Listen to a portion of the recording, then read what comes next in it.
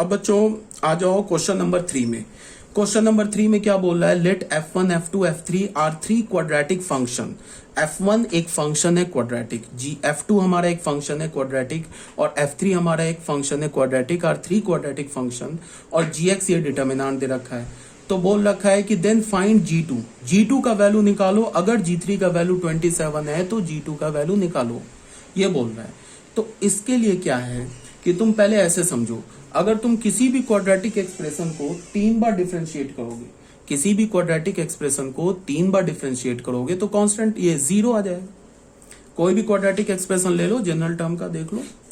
मान लो f1 जो हमारा क्वाड्रेटिक फंक्शन है ना, इसको हमने मान लिया ऐसे a1x² plus b1x plus c1 मान लिया। इसको हमने एक बार f1 डैश x निकाला, एक बार डिफरेंशिएट किया तो क्या हो जाएगा 2a1x प्लस b1। एक बार f1 डबल डैश, इसको 2 बार डेरिवेटिव लिया तो क्या हो जाएगा 2a1। फिर हमने क्या किया f1 का थर्ड डेरिवेटिव लिया तो क्या मिल जाएगा 2a1, तो कांस्टेंट है 0। इसी तरह से अगर तुम f2x को तुम मान लो एक quadratic a2x² b2x plus c2 मान लो, इसका भी थर्ड ऑर्डर डेरिवेटिव f2 का थर्ड ऑर्डर डेरिवेटिव भी 0 होगा। अगर तुम एक f3x तीसरा क्वाड्रेटिक फंक्शन मान लो a3x² plus b3x plus c3 और इसका भी अगर तुम third f triple dash x मानोगे तो ये भी बच्चे 0 ही होगा। ठीक है, समझ में आ रही है बात? तो देख लो क्या बोला जा रहा है। तो बोल रहा है कि g2 का वैल्यू निकालो, अगर ये gx इसके इक्वल है तो हमें क्या चाहिए, g2 का वैल्यू चाहिए। g2 का वैल्यू निकालो, अगर g3 हमारा 7 दे रखा है तो सबसे पहले gx ये फंक्शन दे रखा है, इसको हमने रो वाइज डिफरेंशिएट किया। तो रो वाइज डिफरेंशिएट करेंगे तो क्या मिलेगा, पहले रो को डिफरेंशिएट किया, सेकंड रो थर्ड रो को छोड़ दिया, फिर दूसरे रो को डिफरेंशिएट किया, फर्स्ट और थर्ड छोड़ दिया, फिर तीसरे रो को डिफरेंशिएट किया, फर्स्ट और सेकंड छोड़ दिया। तो ये वैल्यू 0 हो गया। क्यों 0 हो गया, बिकॉज r1 r2 आइडेंटिकल हो गया। ये भी 0 हो गया, क्यों हो गया, बिकॉज r2 r3 आइडेंटिकल हो गया। तो हमें क्या मिला, ये g डैश x का वैल्यू, ये डिटर्मिनेंट मिल गया। अब बच्चों तुम देखो कि ये जो डिटर्मिनेंट है ये भी 0 है। क्यों 0 है, बिकॉज ये जो थर्ड रो लिखा है ना, ये थर्ड रो का तीनों एलिमेंट 0 है। क्यों 0 है, बिकॉज f1 फंक्शन जो कि एक क्वाड्रेटिक फंक्शन है, इसको हम इसका थर्ड ऑर्डर डेरिवेटिव लिया है तो ये भी 0 है। ये भी f2 भी एक क्वाड्रेटिक फंक्शन है, इसका भी थर्ड ऑर्डर डेरिवेटिव लिया है तो ये भी 0 है। ये जो f3 है ये भी एक क्वाड्रेटिक फंक्शन है, इसका भी हमने थर्ड ऑर्डर डेरिवेटिव लिया तो ये भी 0 है। तो ऑन द होल ये भी 0, ये भी 0, ये भी 0, तो g डैश x हमें क्या मिल गया 0। g डैश x की वैल्यू हमें क्या मिल गई 0। तो यही बात यहाँ पे मैंने लिखा हुआ है। तो ये वाला डिटर्मिनेंट भी, पहला जो डिटर्मिनेंट है इसको मैंने 0 बताया, इसको 0, इसको 0। ये 0 क्यों है, बिकॉज r1 r2 आइडेंटिकल है। ये 0 क्यों है, बिकॉज r2 r3 आइडेंटिकल है। ये 0 क्यों है, because f1 triple dash, f2 triple dash, f3 triple dash, ये 0 है। यहाँ पे वही चीज मैंने एक्सप्लेन कर रखा है कि अगर हमारे पास f1x एक क्वाड्रेटिक फंक्शन है, 3 बार डिफरेंशिएट करोगे 0 हो जाएगा। f2x क्वाड्रेटिक फंक्शन है, इसको भी 3 बार डिफरेंशिएट करोगे 0 हो जाएगा। f3x एक क्वाड्रेटिक फंक्शन है, इसको भी 3 बार डिफरेंशिएट करोगे, ये भी 0 हो जाएगा। तो gx हमें क्या मिला, अच्छा यहाँ पे कुछ गड़बड़ है लगता है। gx का वैल्यू हमें क्या मिला 0 मिला, और g3 का वैल्यू क्या है, ठीक है। यहाँ पे बच्चे है ना, क्वेश्चन को तुम ना थोड़ा करेक्ट कर लो। ये क्वेश्चन जो है आई थिंक यहाँ पे कुछ गड़बड़ है। एक मिनट,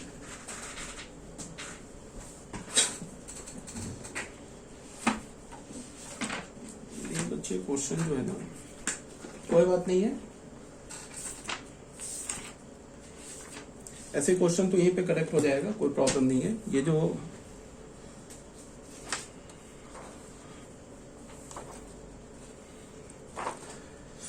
gx का वैल्यू हमें क्या मिल गया, अच्छा ये जो हमें मिला ना, ये किसका वैल्यू मिला हमें, g डैश x का वैल्यू मिला है। तो g डैश x का वैल्यू हमें क्या मिल गया 0। अच्छा ठीक है, कोई प्रॉब्लम नहीं, ठीक तो है। अच्छा अब एक बात बताओ, gx का हमें वैल्यू, g डैश x का वैल्यू क्या मिला हमें 0 मिला। बात को सुनो ध्यान से, ये जो 0 मिला है ना, ये क्या लिखा हुआ है, ठीक है, ये क्या लिखा है 0, ये किसका वैल्यू मिला है, g डैश x का वैल्यू मिला है। तो इसका क्या मतलब है, जो gx है ना, gx वो एक कांस्टेंट फंक्शन है। g डैश x का वैल्यू 0 मिला है तो फिर जो gx है वो कांस्टेंट फंक्शन है। क्यों, बिकॉज कांस्टेंट फंक्शन का ही तो डेरिवेटिव 0 होता है। समझ रहे हो बात को? अगर मैंने तुमको कोई एक फंक्शन दे दिया, gx फंक्शन दे दिया, मान लो 2 के इक्वल दे दिया, gx फंक्शन किसके इक्वल दे दिया? 2 के, ऐसे दे दिया मैंने, gx फंक्शन तुम्हें 2 के इक्वल दे दिया, तो ये तो कांस्टेंट फंक्शन है, तो g डैश x क्या मिल जाएगा? हमें 0 मिल जाएगा। अगर मान लो तुम्हें gx फंक्शन मैंने 5 के इक्वल दे दिया, तो ये तो कांस्टेंट फंक्शन है, तो g डैश x क्या मिल जाएगा? तुम्हें 0 मिल जाएगा। तो हमें g डैश x क्या मिला? 0। तो इसका क्या मतलब है कि gx जो फंक्शन है वो एक कांस्टेंट फंक्शन है, मतलब ये जो फंक्शन लिखा है ना, ये एक कांस्टेंट फंक्शन है, और हमें पता है कि कांस्टेंट फंक्शन का वैल्यू x के किसी भी वैल्यू के लिए 0 ये सेम होता है। अगर मैंने ये कांस्टेंट फंक्शन है ना gx 5 ले लिया, तो यहाँ पे x का वैल्यू तुम 2 डालो, 3 डालो, 8 डालो, सबका वैल्यू 5 होगा। अगर यहाँ पे मैंने ये कांस्टेंट फंक्शन 2 ले लिया, तो x का वैल्यू 1 डालो, -1 डालो, 8 डालो, 10 डालो, सब पे वैल्यू 2 ही देगा। तो यहाँ पे एक बार अगर g3 का वैल्यू 27 है और हमें पता है कि gx कांस्टेंट फंक्शन है, क्यों पता है? बिकॉज g डैश x 0 है, तो g2 का भी वैल्यू 27 होगा, because gx is a constant function. ठीक है ना? क्यों कांस्टेंट फंक्शन है? Because g dash x is 0। तो अगर gx कांस्टेंट फंक्शन है और g3 का वैल्यू 27 है, तो फिर g2 का भी वैल्यू 27 होगा, g4 का भी वैल्यू 27 होगा, g-1 का वैल्यू 27 होगा। ठीक है, इसमें कोई प्रॉब्लम नहीं होनी चाहिए। तो ये भी क्वेश्चन सॉल्व हो गया। अब बच्चों आ जाओ इंटीग्रेशन ऑफ डिटर्मिनेंट्स। इंटीग्रेशन जो है ना वो जस्ट लाइक जैसे मैंने अभी समेसन तुम्हें बताया है ना, कि समेसन में क्या बोला कि अगर किसी भी एक रो किसी भी एक कॉलम में अगर वेरिएबल है, तो तुम क्या कर सकते हो? सिग्मा को तुम उस रो कॉलम के हर एक एलिमेंट पे अप्लाई कर सकते हो। बिकॉज समेसन क्या होता है? समेसन इज जस्ट एडिशन ही तो है। ये इंटीग्रेशन क्या? एडिशन ही है। आगे तुम पढ़ोगे, इंटीग्रेशन चैप्टर में पढ़ाऊंगा, तो उसमें देखोगे इंटीग्रेशन भी समेसन है, बट जो समेसन होता है ना, सिग्मा वाला जो समेसन होता है, उसमें हम डिस्क्रीट वैल्यू को ऐड करते हैं, इंटीग्रेशन में हम कंटिन्यूअस वैल्यू को ऐड करते हैं। यही बस बेसिक डिफरेंस है।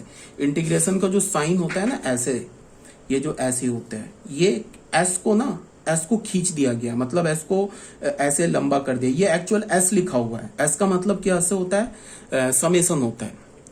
ठीक है, तो integration is a summation of continuous value. अब कोई बोलेगा कंटिन्यूअस वैल्यू क्या होता है, तो वो सब आगे पढ़ेंगे हम लोग। ठीक है, सिग्मा वाला जो समेसन होता है वो क्या होता है? डिस्क्रीट वैल्यू का समेसन होता है। इंटीग्रेशन कंटिन्यूअस वैल्यू का समेसन होता है। तो जो भी हमारा सिग्मा वाली प्रॉपर्टी थी कि अगर किसी भी एक रो या किसी भी एक कॉलम में वेरिएबल है, तो हम क्या कर सकते हैं? सिग्मा को उस रो या कॉलम के हर एक एलिमेंट पे अप्लाई कर सकते हैं। सेम डिट्टो प्रॉपर्टी है इंटीग्रेशन में। अगर किसी भी रो या किसी भी कॉलम में वेरिएबल है, किसी एक रो में, याद रखना ये इंपॉर्टेंट है, ऐसा नहीं कि 2-3 रो में वेरिएबल है, तुमने सिग्मा लगा दिया या इंटीग्रेशन लगा दिया, तो वहां फिर वो इनकरेक्ट हो जाएगा। अगर किसी भी रो किसी भी कॉलम में समेसन, ये एक रो या एक कॉलम में अगर हमारा ये वेरिएबल है, तो तुम उस वेरिएबल को इंटीग्रेशन क्या कर सकते हो? उस रो कॉलम के हर एक एलिमेंट पे अप्लाई कर सकते हो। यही बात यहाँ पे लिखा है। If variable is present only in one row और column, then integration can be taken inside और can be applied directly to that row और कॉलम। ठीक है, if variable are involve in more than one row column, अगर variable एक से ज्यादा row column में, then try to bring the variable in any one row column. उसके बाद यहाँ पे बीच में क्या लिखा है? Using the property of determinant, determinant की प्रॉपर्टी यूज करके उसे एक रो या एक कॉलम में लाने की कोशिश करो। Then applied integration to that row और कॉलम। अगर एक रो या एक कॉलम में आ गया वेरिएबल, तो फिर उस रो कॉलम के हर एक एलिमेंट पे इंटीग्रेशन अप्लाई कर दो। If it is not possible to bring the variable in any one row or column, then evaluate the determinant first and then apply integration. अगर डिटर्मिनेंट की प्रॉपर्टी से जो variable है वो एक रो या एक कॉलम में नहीं आ रहा है, तो फिर तुम क्या करो? आंख बंद करके डिटर्मिनेंट को एक्सपैंड कर दो। तो डिटर्मिनेंट को एक्सपैंड करोगे तो हमें एक क्या मिलेगा? एक एक्सप्रेशन मिलेगा। फिर उस एक्सप्रेशन को इंटीग्रेट कर दो, जैसे मैंने समेसन में बोला, जस्ट लाइक वही सेम चीज है। अब यहाँ पे क्वेश्चन में आ जाओ, क्या बोल रहा है? डेल्टा एक्स दे रखा है, तो बोल रहा है इंटीग्रल ऑफ डेल्टा एक्स निकालो। इंटीग्रेशन तुमने फिजिक्स में थोड़ा बहुत पढ़ा होगा, अगर वो जो फिजिक्स में पढ़ा है बिल्कुल बच्चा इंटीग्रेशन पढ़ा है तुमने जो फिजिक्स में पढ़ा है। बाकी इंटीग्रेशन तो अभी देखना, उसके तो कई रूप है इंटीग्रेशन के। इंटीग्रेशन एक काफी लेंथी टॉपिक है, बड़ा सा टॉपिक है, जो तुम पढ़ोगे, जो फर्स्ट बुक है ना हमारा, फर्स्ट बुक का last chapter, sorry second book का फर्स्ट चैप्टर है इंटीग्रेशन। दो टाइप्स के इंटीग्रेशन हमें पढ़ने हैं, एक इंडेफिनिट इंटीग्रल और एक डेफिनिट इंटीग्रल। दोनों काफी इंटरेस्टिंग है, दोनों जेईई मेंस एडवांस के लिए काफी इंपॉर्टेंट है, बोर्ड के लिए भी इंपॉर्टेंट है, और उसमें प्रैक्टिस चाहिए होती है। वो तो जब चैप्टर पढ़ेंगे उस समय देखेंगे। तो अभी यहाँ क्या बोला जा रहा है कि अगर हमने डेल्टा एक्स हमारे पास दे रखा है, then find integral of delta x. हमने क्या देखा, एक्स हमारा वेरिएबल है, वो सिर्फ फर्स्ट कॉलम में है, तो हम क्या करेंगे, इंटीग्रल को डायरेक्ट फर्स्ट कॉलम के हर एक एलिमेंट पे अप्लाई कर देंगे। इंटीग्रल का आई होप थोड़ा बहुत आपको तो याद होगा, कुछ फॉर्मूला वगैरह क्या होता है, x to the power n का इंटीग्रल क्या होता है, ट्रिग्नोमेट्रिक फंक्शन का इंटीग्रल क्या होता है, जैसे साइन एक्स का इंटीग्रल क्या होता है, माइनस कॉस एक्स होता है, कॉस एक्स का इंटीग्रल क्या होता है, साइन एक्स होता है। तो ये सब इंटीग्रल पढ़ा होगा। E to the power x का इंटीग्रल क्या होता है, e to the power x. फिर तुमने इंटीग्रल पढ़ा होगा integral of x to the power n. X to the power n का इंटीग्रल क्या होता है, x to the power n plus one upon n plus one. और फिर ये भी तुमने पढ़ा होगा कि इंडेफिनिट इंटीग्रल, इंडेफिनिट इंटीग्रल किसे बोलते हैं, जिसके ऊपर लिमिट नहीं होता है।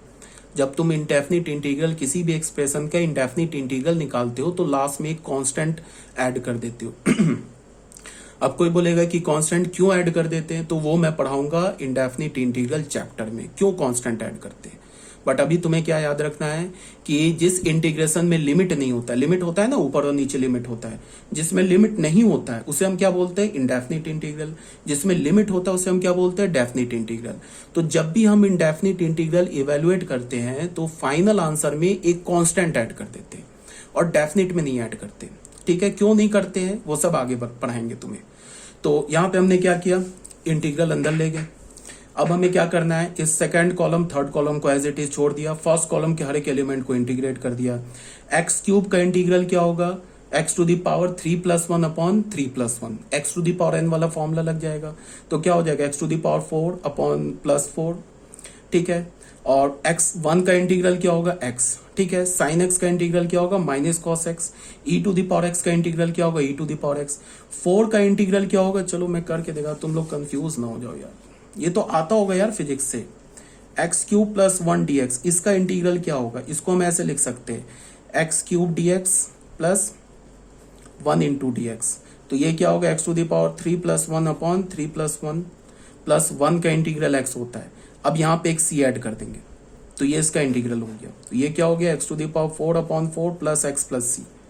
ठीक है, साइन x का इंटीग्रल क्या होता है, माइनस कॉस x। अब तीसरा क्या है, e to the power x + 4, e to the power x + 4, इसका इंटीग्रल निकालना है, तो क्या होगा, इंटीग्रल भी अलग अलग हो जाता है, e to the power x dx plus integral of 4 dx, ऐसे हो जाएगा। e to the power x का integral e to the power x, 4 common निकालोगे तो 1 dx होगा, तो ये क्या होगा, e to the power x + 4, 1 का इंटीग्रल x + c।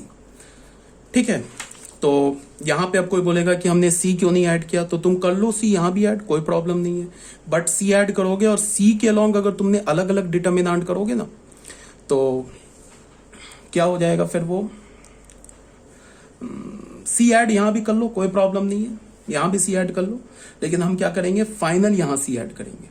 क्योंकि जब तुम इसको इवेलुएट करोगे ना, यहां पे क्यों मैं बोल रहा हूं, यहां भी तुम सी ऐड कर दोगे ना, तीनों में तो कोई प्रॉब्लम नहीं है।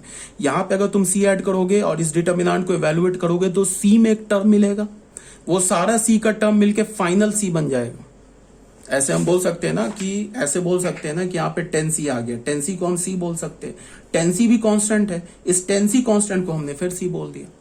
तो इस कॉलम में c ऐड करने से अच्छा फाइनल डिटर्मिनेंट के बाहर हमने एक c ऐड कर दिया। ठीक है, तो ऐसे हो गया, ये आंसर हो गया हमारा। फिर आ जाओ, डेल्टा एक्स दे रखा है, अब यहाँ पे डेफिनिट इंटीग्रल बोल रहा है, तो डेफिनिट इंटीग्रल में c ऐड होगा नहीं। तो सबसे पहले हमने देखा क्या कि ये जो डेफिनिट इंटीग्रल है, ये जो डिटर्मिनेंट है, इसके तो हर एक रो हर एक कॉलम में x है। फिर हमने सोचा क्या डिटर्मिनेंट की प्रॉपर्टी लगा के इसके वेरिएबल को एक रो या कॉलम में ला सकते हैं, तो पहले 2 मिनट सोचा, फिर बोला नहीं ला सकते। तो फिर हमने क्या किया, डेल्टा एक्स को सीधे इवेलुएट कर दिया। देख लो यहाँ पे इवेलुएट कर दिया। अब ये करके दिखाने की जरूरत तो है नहीं, फालतू टाइम वेस्ट होगा, तुम ही खुद ही कर सकते हो। इवेलुएट कर दिया डेल्टा एक्स को, तो डेल्टा एक्स हमारा फाइनल क्या आ जाएगा, -10x³ -6x² -8x -8। और ये छोटा मोटा इंटीग्रल तो आप फिजिक्स से जानते होगे।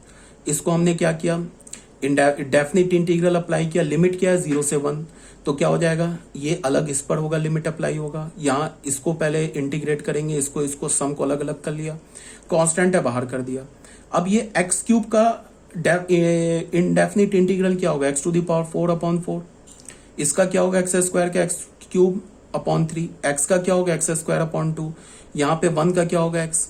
अब सब पे इसको 4 को बाहर कर दिया, देखो यहाँ से 3 को बाहर कर दिया, कांस्टेंट है यहाँ 2 बाहर कर दिया, और ये तो 1 है। अब इस पर लिमिट कैसे अप्लाई करते हैं, यहाँ पे क्या बचा, एक्स टू द पावर 4 बचा, तो लिमिट कैसे अप्लाई करेंगे, पहले 1 डालेंगे एक्स टू द पावर 4 पे, फिर माइनस, ऐसे अगर होगा ना लिमिट हमारे पास, ऐसे अगर ऐसे लिखा है ना एक्स टू द पावर 4, ये 0 to 1, तो ये क्या होता है हमारा, पहले 1 to the power 4 minus 0 to the power 4, ये होता है इसका वैल्यू। अगर मान लो तुम्हारे पास ऐसे लिखा है एफ एक्स और इस पर लिमिट लिखा है अल्फा टू बीटा, तो तुम क्या करोगे, पहले फंक्शन में बीटा डालोगे, माइनस अपर लिमिट माइनस ये फंक्शन में अल्फा डाल के माइनस लोअर लिमिट कर दोगे, तो ये वैल्यू आ जाता है। ये तो फिजिक्स में जानते होगे, ठीक है। तो यहाँ पे डाल के वैल्यूएट के आंसर आ गया, कर लेना, ठीक है। अब बच्चों आ जाओ नोट में। ये नोट जो है बस ऐसे ही लिख दिया, नोट मुझे पहले लिखना चाहिए था, मैं लास्ट में लिख दिया, कोई बात नहीं, समझ में आना चाहिए। नोट में क्या बोला है, इफ मोर देन 1 रो और column are function of x then first expand the determinant and then integrate it. इसमें क्या बोला जा रहा है, एक रो कॉलम, ये तो ऑलरेडी बताया जा चुका है, एक रो या एक से ज्यादा रो कॉलम में एक्स का फंक्शन है, तो पहले तो कोशिश करो कि प्रॉपर्टी लगा के एक रो कॉलम में लाने की, नहीं होता है तो उसे क्या करो, एक्सपैंड कर दो, फिर इंटीग्रेट कर दो। सेकंड में क्या बोला जा रहा है कि हमारे पास एक डेल्टा एक्स दे रखा है। डेल्टा एक्स क्या दे रखा है, F X G X H X A1 B1 C1 A2 B2 C2, ये कांस्टेंट है। एफ एक्स जी एक्स और एच एक्स एक्स में फंक्शन है, ठीक है। यहाँ पे क्या बोला, A1 B1 C1 A2 B2 C2 are constant independent of x. इसमें एक्स नहीं है, ये कांस्टेंट है, प्योर कांस्टेंट है, और ये एक्स का फंक्शन है, ठीक है। तो हम लोग क्या करेंगे, अच्छा ये नोट तो पहले ही बताना चाहिए था, लेकिन चलो कोई बात नहीं है। हम लोग क्या करेंगे कि अगर हमें इसका डेल्टा एक्स निकालना है ना, इसका डेल्टा एक्स, इसका हमें इंटीग्रल निकालना है, तो इस डेल्टा एक्स का इंटीग्रल निकालना है, तो इसमें तो कोई फंक्शन नहीं है, एक्स में कोई फंक्शन नहीं है, सिर्फ फर्स्ट रो में वेरिएबल इन्वॉल्व है, तो हम क्या करेंगे, फर्स्ट रो के हर एक एलिमेंट को जाके इंटीग्रेट कर देंगे, ठीक है। ये तो वही बात लिखी हुई है, फर्स्ट रो के देख लो, डेफिनेट इंटीग्रल अगर हमें डेल्टा एक्स का चाहिए तो फर्स्ट रो के हर एक एलिमेंट को जाके क्या कर दिया, इंटीग्रेट कर दिया। अगर ये एफ एक्स सेकेंड रो में होता, A1 हमारा फर्स्ट रो में होता, A2 B2 C2 हमारा थर्ड रो में होता, तो फिर क्या करते, सेकेंड रो के हर एक एलिमेंट को जाके इंटीग्रेट कर देते, ठीक है ना। यही बात यहां पे दे रखा है, देखो F X G X H x हमारा क्या दे रखा है, फर्स्ट कॉलम में दे रखा है, तो हमें इसका डेफिनेट इंटीग्रल चाहिए ए से बी। ये डेफिनेट के लिए भी एप्लीकेबल है, इनडेफिनेट के लिए भी एप्लीकेबल है। ये अगर ए बी नहीं होता तो यहां से ए बी हट जाता है, ठीक है। तो फर्स्ट कॉलम में क्या हमारे पास वेरिएबल इन्वॉल्व है, सेकंड कॉलम थर्ड कॉलम में तो वेरिएबल इन्वॉल्व नहीं है, तो हमने डायरेक्टली जाके क्या किया, फर्स्ट कॉलम को इंटीग्रेट कर दिया। फर्स्ट कॉलम को इंटीग्रेट करने का मतलब फर्स्ट कॉलम के हर एक एलिमेंट का हमने डेफिनेट इंटीग्रल निकाल लिया with limit A to B, तो ये हमें आंसर आ जाएगा। अगर यहाँ पे इंडेफिनिट इंटीग्रल होगा तो एक सी ऐड कर देंगे, ठीक है बच्चों। तो यही था हमारे पास, ठीक है। तो आई थिंक आपको क्लियर होना चाहिए। अगर अभी कोई डाउट रह गया हो, थोड़ा मैं इधर 1-2 दिन स्लो हो गया आपको PDF सेंड करने में, और क्या बोलता हूँ वीडियो लेक्चर बनाने में थोड़ा मैं स्लो हो गया, 1-2 दिन डिले हो गया, ठीक है। तो अब मैं कोशिश करूंगा यार, कोशिश कर रहा हूं मैं कि तुम्हें जल्द से जल्द सारे PDF सेंड करूं, जल्द से जल्द सारे वीडियो लेक्चर सेंड करूं, कि तुम मैक्सिमम कम टाइम में हमारा सिलेबस कंप्लीट हो जाए। देखो है क्या कि जो हमारी जो क्लास होती है ना व्हाट्सएप पे, वो सिर्फ डाउट क्लास होती है। उसमें अगर कोई तुम्हें बोल रहा है ना कि मैं व्हाट्सएप पे तुम्हें पूरा JEE मेंस एडवांस पढ़ा दूं, तो मेरे ख्याल से पॉसिबल नहीं है। मेरे ओपिनियन से व्हाट्सएप पे पढ़ाना पॉसिबल नहीं। ये जो पढ़ा रहा हूं ना मैं, जो फिजिकली प्रेजेंट होके मैं तुम्हें क्लास में पढ़ाता हूँ, वो पढ़ाई अभी दे रहा हूं मैं तुम्हें, मतलब एज अ रिकॉर्डिंग भेज रहा हूँ, ठीक है। तो व्हाट्सएप पे जो होता है वो तो बस एक इंटरेक्शन होता है, जैसे कि मैं डाउट क्लास में आता हूँ ना, तुमसे पूछता हूँ कोई डाउट है तो बता दो, फिर मैं तुम्हें क्वेश्चन देता हूँ, सॉल्व करो, तुम लोग सॉल्व करते हो, तो वही होता है व्हाट्सएप पे। पढ़ाता नहीं हूं मैं, और कोई पढ़ा नहीं सकता। अगर मैं तुम्हें एक पेज सेंड कर दूं और पेज सेंड करके बोलूं कि ये पेज देखो और मैं बोल के पढ़ा रहा हूँ, नहीं पॉसिबल है यार। ये कोई मजाक नहीं है, कोई ये नहीं है कि JEE मेंस एडवांस जो है ना, एडवांस खासकर, ये वर्ल्ड रिकॉग्नाइज्ड है। समझ में आ रही है बात। जो जेई एडवांस का जो एग्जाम होता है, तो ये पूरे दुनिया के किसी कोने में चले जाओ, पूछो जेई एडवांस, तो लोग समझ जाएंगे। यहाँ इंडिया की बात नहीं कर रहा हूँ, तुम 7 समुंदर पार जाओ, यूरोपियन कंट्री में बोलो जेई एडवांस, अमेरिका में बोलो, जापान में बोलो, कहीं दुनिया के कोने में जाओ, जेई एडवांस लोग जानते हैं। और ये भी जानते हैं कि जो बच्चा जेई एडवांस करता है वाकई टैलेंटेड होता है। जो जेई एडवांस का सिलेबस है ना, बाहर के फॉरेन कंट्री में, तुम कनाडा चले जाओ, यूएस यूके चले जाओ, वहाँ के फॉरेन कंट्री में जो तुम अभी पढ़ रहे हो ना सिलेबस, वहाँ उसके ग्रेजुएशन का 2nd और 3rd ईयर का होता है जो तुम अभी पढ़ रहे हो। इसीलिए इंडिया में ना कि जो बच्चे इंजीनियर होते हैं ना, जो आईटी से पास करते हैं, उनकी इतनी पूछ होती है। वहाँ क्यों जॉब मिल जाता है इजिली। तुम बोलोगे कि मैं आईटी से पास हूँ, तुम दुनिया, आईआईटी की अगर डिग्री है ना दोस्त तुम्हारे पास, इवन एनआईटी की भी डिग्री, आईआईटी की डिग्री है, तुम दुनिया के किसी भी कोने में जाके जॉब कर सकते हो। किसी भी, नॉर्थ पोल से लेके साउथ पोल के किसी भी तुम घूम जाओ, किसी भी देश में तुम्हें जॉब मिलेगा। क्योंकि वो बंदा, कंपनी हायर करते ही समझ जाती है अगला बंदा टैलेंटेड है, ये लेबोरियस भी है, इंटेलिजेंट भी है, स्मार्ट भी है, सारे टैलेंट इसके पास है, तो वो ऐसे ही बंदे को तो हायर करती है। तुम कहीं भी अपना रिज्यूमे डालोगे, जैसे तुम आईटी से क्वालिफाई कर गए, ठीक है, आईटी से क्वालिफाई करने के बाद तुम ऑनलाइन कहीं भी रिज्यूम डालोगे, तो 100 जगह डालोगे ना, तो 95% कंपनी जो तुम्हें हायर कर लेगी। तो ये सब बोलने की जरूरत नहीं है। तो क्लास में भी ऐसे प्रवचन तो मैं देता ही रहता हूँ। बहुत बच्चे जो हैं, जो समझते हैं, जो अभी सेक्रीफाइस कर रहे हैं, मेहनत कर रहे हैं, उनका वो सेक्रीफाइस उनको काम देगा, काम नहीं देगा उनकी पूरी लाइफ बना देगा। और जो अभी अपना टाइम वेस्ट कर रहे हैं, नहीं पढ़ रहे हैं, उनको वो सारी जिंदगी वो क्या करेंगे, पछताएंगे। कहने का ये मतलब है कि पढ़ो, मेहनत करो। ओके, बहुत हो गया प्रवचन।